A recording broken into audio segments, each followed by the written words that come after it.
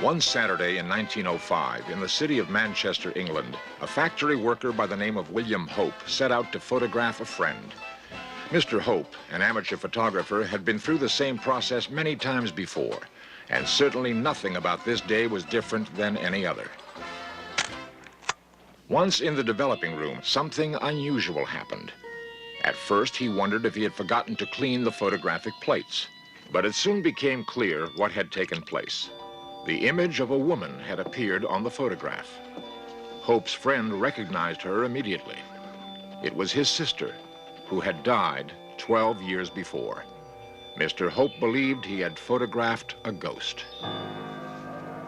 In 1964, this man, Ted Sirios, came to the attention of a group of scientists and psychologists when he claimed to have taken photographs solely with the power of his mind. A series of experiments were conducted that confounded all those present. The photographs he produced were simply unexplainable.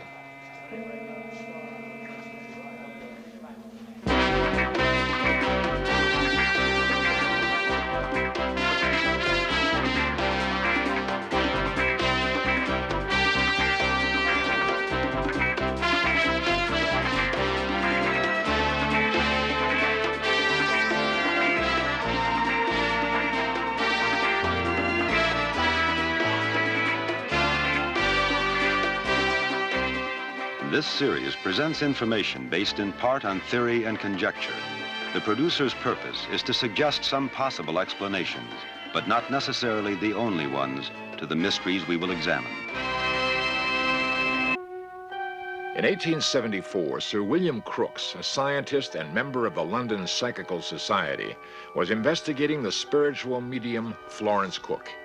It was said that Miss Cook would enter a cabinet and materialize a spirit named Katie King.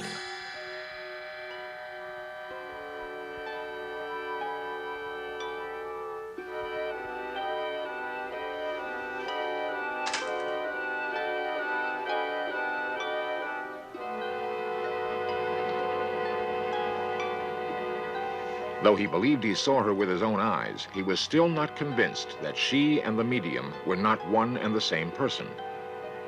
To clear up his doubt, he opened the cabinet in which the medium worked. In his own words, "I examined Katie with steadfast scrutiny until I had no doubt whatever of her reality."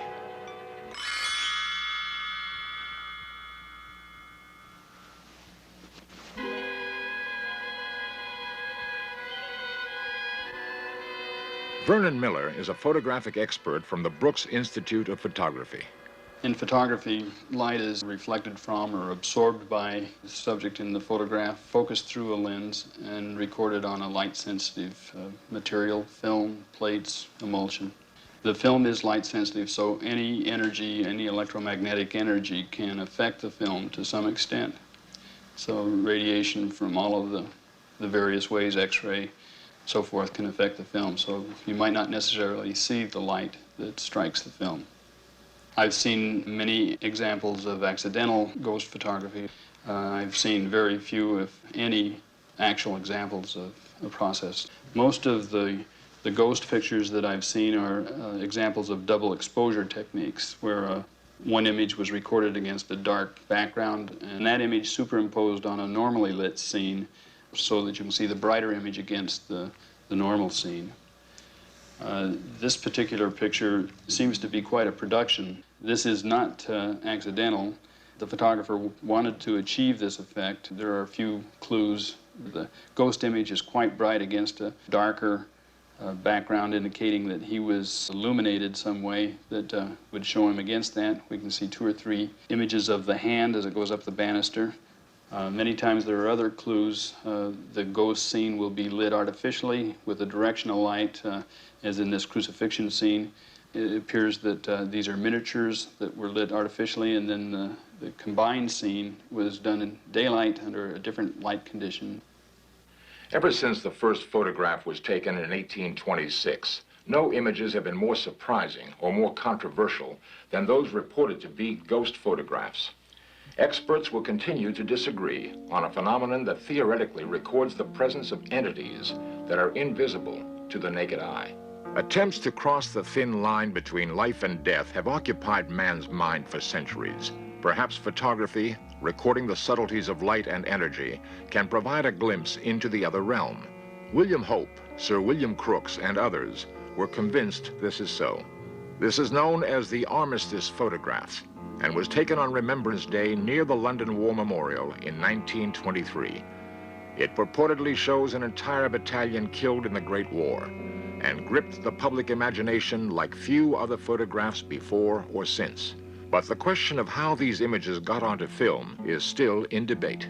Raymond Bayless is a psychic investigator who has researched hundreds of ghost photographs. There are two main theories.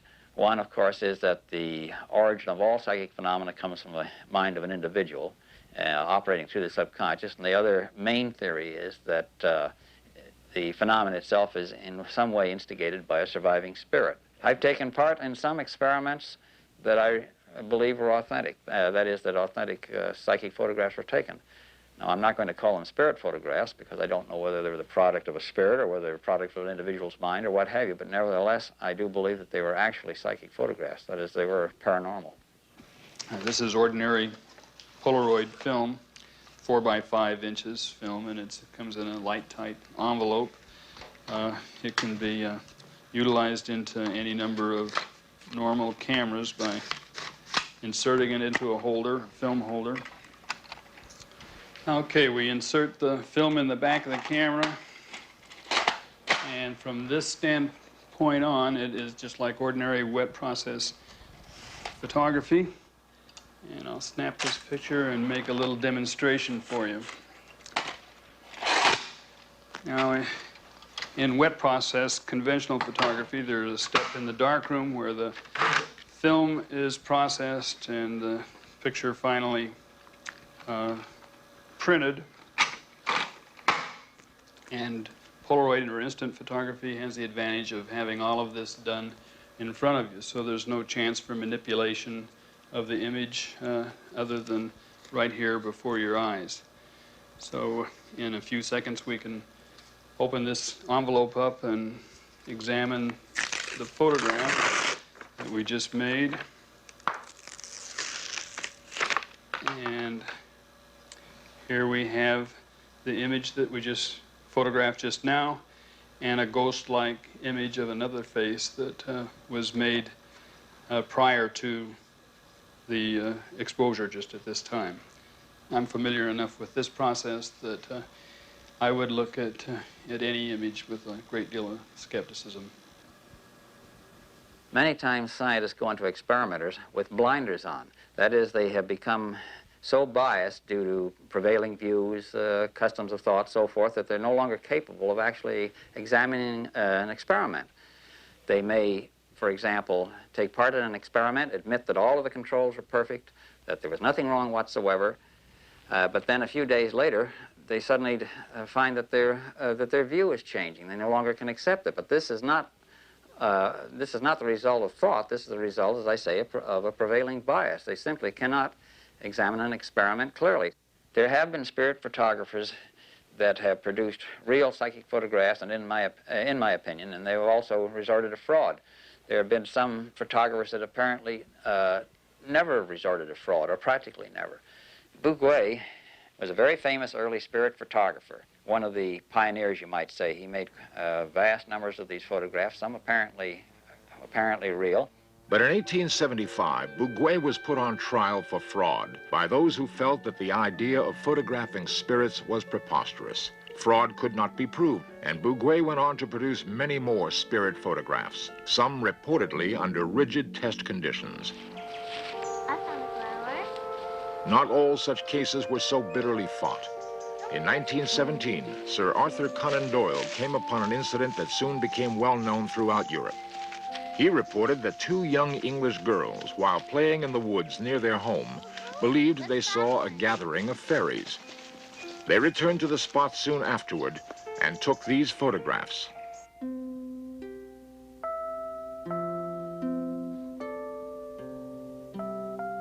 Skeptics pointed out the suspicious resemblance to several drawings done by Claude Shepperson to illustrate a poem entitled A Spell for a Fairy. Episodes such as this tended to cast doubts on spirit photography. Natural cave formations in Southern California provide photographer Seymour Locks with fertile ground for picking up energies from past civilizations. Coming into the cave area, what I was feeling was simply that it had been used by somebody. It was just a message that I was getting. There are energies in the earth, sometimes from water, sometimes from minerals, and sometimes from the presence of entities who have used this, because everything in nature has a memory. Rock, whatever, has a memory. And so I would assume that the energies in this area would have to do with the people who lived here at one time, Indian people, whomever. But it has that kind of aura about it. But I would assume whenever I work that there are entities around, because my supposition is that I'm assisted on the other side by people who create the imagery. He believes that his photographs provide evidence of unseen entities.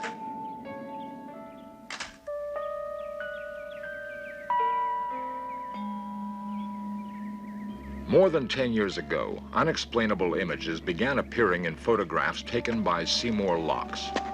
After much investigation, he has concluded that he has mysterious assistants, and the strange glow apparent in many of his pictures is energy from unseen entities. This is really a beautiful configuration, and it's reminiscent of the opening to the sky that you would find in the mythologies of the American Indian. A psychometrist can hold an object and pick up images, sometimes vibrations, etc. A dowser can walk over a landscape and tell where the water or the mineral. Psychic photography, the ability to pick up an image is comparable to picking up a clairvoyant image. You're simply using another medium. Photography is a receptive vehicle because it is silver. It has a vibration already. Sometimes the image is impressed while I'm developing. Sometimes it's impressed while it's in the camera. You don't need a camera. You simply need some kind of sensitized paper or film. The silver salts are a receptive vehicle. One of the most spectacular series was with a woman, Jerry Isaacson, who at that time was living in Santa Cruz. And I photographed her in a sequence of photographs in which she was doing a massage. And in the 5 frames that ensued, she became less and less visible.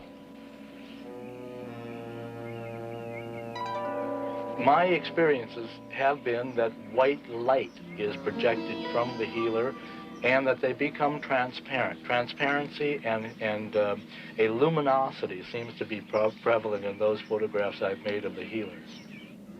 In one remarkable photograph, a human face stares at us from another time and space.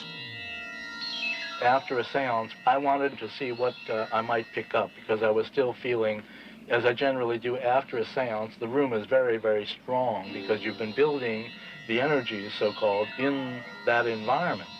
The so-called upper levels of consciousness are apparently available more frequently to more and more people these days for whatever reasons we don't know.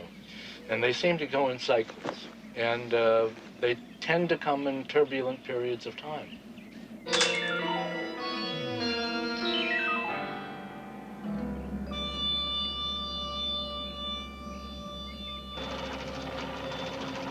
Perhaps we are still evolving. It seems very possible that the brain, even now, has capabilities which are still untapped. Dr. Michael Graves is a neurologist in Los Angeles and is keenly aware of the bewildering complexity of the mind. How the brain actually works when we do something as simple as think or say a sentence is something that we know really very little about. As clinical neurologists, we know that certain parts of the brain can be destroyed and the individual doesn't suffer. So there are parts of the brain with no obvious, easily identifiable function, but I believe that there must be some function for all parts of the brain. Modern brain scans actually give you a picture that looks as if someone's head has been sliced into serial sections, just as like a loaf of bread is cut. This is a cross-section of the patient's brain. The intensity of the color indicates the intensity of metabolism of the brain tissue. For example, here we see a red area in the temporal lobe of the brain. That's the part of the brain which is metabolizing or using energy the most intensely. Other areas are yellow or even blue. They're using energy less intensely. This technique could tell us what part of the brain is most intensely operating during any mental function, including telekinesis or any psychic phenomenon. Once we get that step is accomplished, there would still be unanswered questions as to how that part of the brain did that job.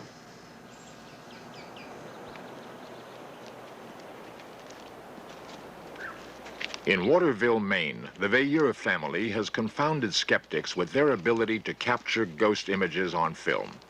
For 15 years, they have explored the natural hunting grounds of ghosts and have taken photographs that raise questions about man's true nature and the limits of our physical reality. Their odyssey began with a simple parlor game, which evolved into a dialogue with an entity that became their spirit guide. Richard Veilleur records the sessions. Could you tell us how he passed away? A-C-C-I-D-E.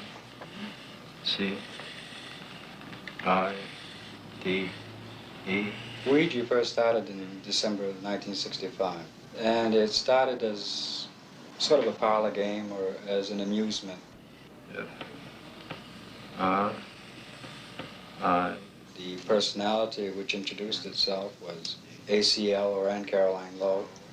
She gave information concerning herself as to where she was buried, the inscription on her gravestone, location of the cemetery, and so forth. I friend family. That's what I get out of it.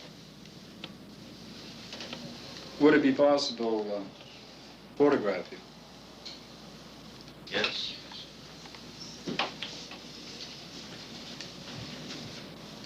They were given the location of Anne Caroline Lowe's gravesite. With some trepidation, they visited the site and took this photograph of their young spirit guide.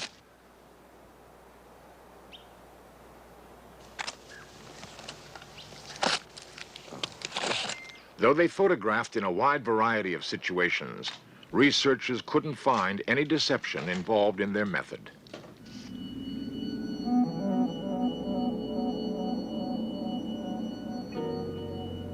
The personal reason to enter parapsychology was to determine the nature of the pictures and of the scripts. Is it possible to communicate with the deceased through Ouija? Is it possible to photograph the dead? Who is communicating? S.D. Certain communicators would inform us that there is a return process from their so-called reality to come back into ours in order to communicate. They would have to pass through a tunnel or an alleyway. The opening at the beginning is very wide, and as they come closer to our own reality, it becomes narrower and narrower. They would see us as if steam vapor and water droplets would be falling upon a piece of glass. Thoughtography and psychic photography or spirit photography or paranormal imagery. If you can't see the image, you're using a thoughtographic process. What we have to determine is what intelligence is producing the phenomenon. Is it our own unconscious, or are we actually photographing a deceased, and is that deceased thoughtgraphically impressing its image or another image upon our plate?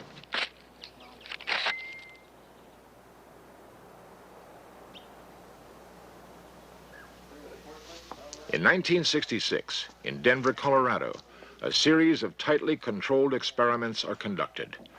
Researchers are checking and numbering fresh film and new cameras. The subject of these experiments is Ted Sirios, a Chicago bellhop with an incredible mind and an incredible thirst to match. Ted Sirios' ability is the power to project his thoughts onto film. During the experiments, researchers take the pictures while Ted stares into the camera. His concentration is intense.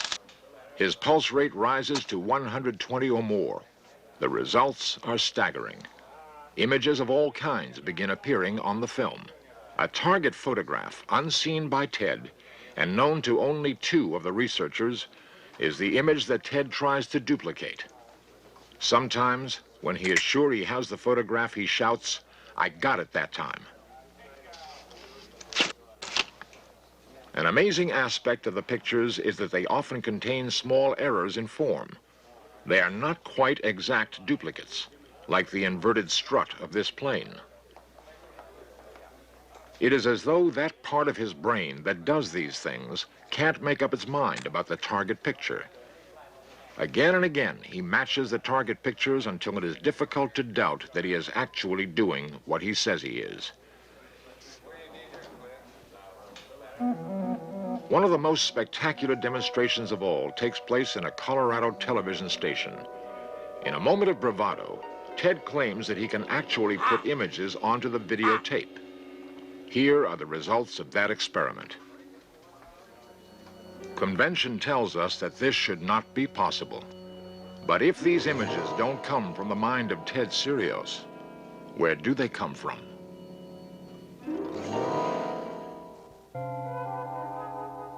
Images from the far reaches of our imagination. These ghostly faces look at us from behind the veil that hides the mysteries of life and death and make us wonder about the reality of ghosts.